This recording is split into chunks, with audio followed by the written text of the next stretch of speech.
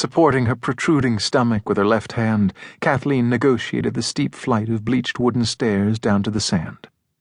Her one guiltless pleasure lately was the beach, and it lay directly ahead. She could cry on the beach. She could scream all she wanted to, and her voice would be drowned out by the crashing waves.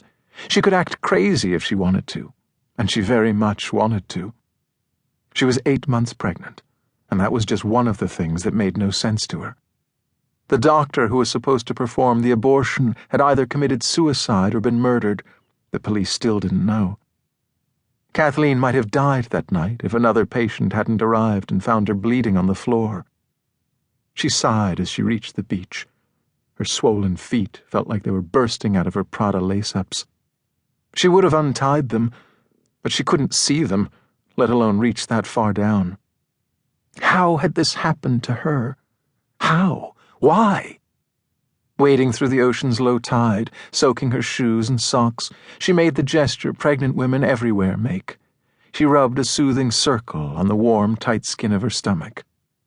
She wanted to hate it, but no matter how angry she was, this baby was hers. She couldn't be mad at it. Her baby hadn't done anything wrong.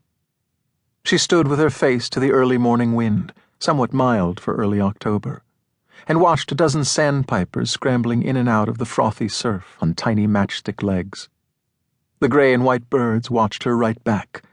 A swooping gull, too, seemed to stare. Was it her imagination? Or was this legitimately another one of the weird things she'd experienced since her old life had been taken over by this new one? She sighed, gently stroked her belly again. A thought about the polio epidemic jumped into her head. She forced it out. "Stop," she thought to herself. "Enjoy the morning before your parents get up." The nervous, embarrassed looks everybody gave her made her feel sick. Kathleen walked away from the water and up toward the dunes.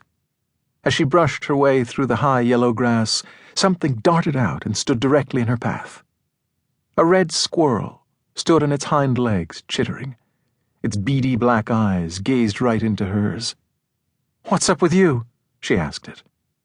As she glanced up toward her elegant white-frame Victorian home, she noticed a second red squirrel. It was staring at her from a branch of a tree. And there was a big gray one hunched over, lumbering forward like a tiny bear. Coming at her? Watching her? Kathleen heard a screeching cry above her head. Looking up, she saw the flapping white wings of half a dozen circling gulls, swooping, kiting, sailing over the gray beach like rudderless ships. Were these birds keeping an eye on her too? Watching? Kathleen heard a whirring, the buzzing of insects in the waving dune grass. A cloud of black flies appeared just above the grass. Watching? She started to cough. She waved both hands in front of her face. Down the beach, 2 usually friendly golden retrievers began to bark. Other neighborhood dogs took up the howling, yelping, whining, baying. Kathleen's heartbeat quickened. The squirrels, the screeching gulls, the buzzing insects, the thick cloud of black flies, the howling dogs. They all seemed to be gathering in a tightening ring around her. They hated her, didn't they? Am I going crazy? "Stop it! Stop it! Stop it!" she screamed. "Just fucking stop it!" Cradling her swollen stomach with both hands, Kathleen hurried back to her house. Her chest heaved with great choking sobs. She slammed the front door behind her and ran into the parlor. She was breathing heavily as she stood before the huge window and watched the morning sun continue its climb over the ocean. She hadn't imagined any of it. She knew that she hadn't. They were all watching her.